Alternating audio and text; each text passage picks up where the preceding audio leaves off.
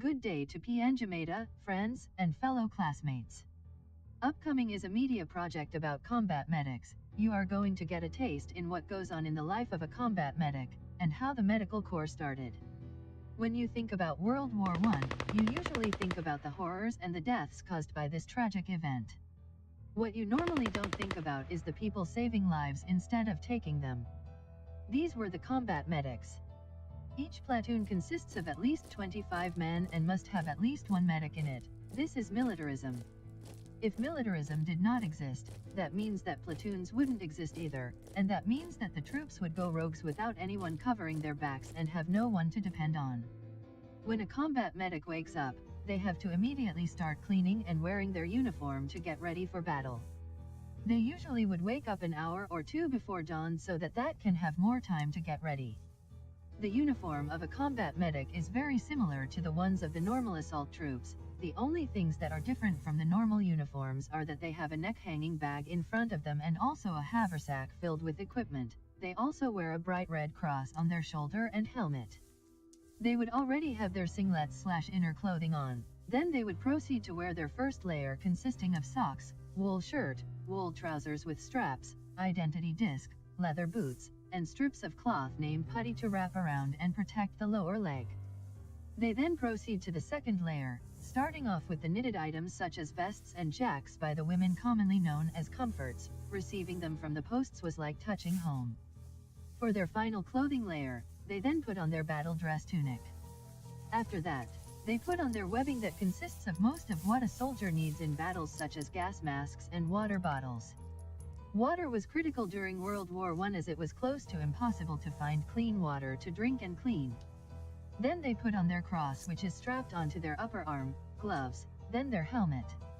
During World War I, most of the medics' equipment is not very sterile. Also, it was inconvenient to wear a glove while running through the battlefield.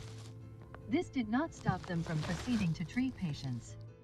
Their timing from the battlefield to base is critical as every second ticking might be the last second of the patient's lives. Before the Army Medical Corps, if a soldier was wounded, he would just lay there in the field where he had fallen without hope of being rescued. This all changed in 1862 when Drive Jonathan Letterman revamped the Army Medical Corps. He staffed and trained men to operate horses and wagons teams to be able to transport wounded soldiers to the field dressing stations for treatment. Considered the father of modern battlefield medicine, Dr. Letterman created a three-tiered evacuation system, which is still used today. The initial step is the field dressing station, located next to the battlefield.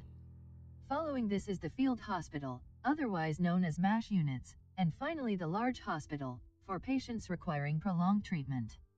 In my opinion, this is a very strategic and efficient procedure as it cuts off any time wasted. They would use motorized transports to transport the troops to the hospital as it has been proven to be the fastest and most effective way. There would be ambulances drifting them to mobile dressing stations or field hospitals that followed the advancing and retreating troops. In most wars, there is a common rule that applies to all sides, and that is to not shoot any medics. Most don't follow this rule but to go directly against it. Wearing that large red cross on your head and shoulders makes you a larger target than you were as a normal troop. If I was a combat medic, I would just take off the crosses or paint over it completely as I'll decrease my chances of being shot. Most hostiles would purposely aim for the medics because they felt that it would only help them win the war or battle faster. To me, this rule is relevant to war, because troops fighting has their own families to go back to after the war. If all the medics were dead, so would they. Combat medics don't only treat physical injuries, they also treat mental injuries such as shell shock and hallucinations.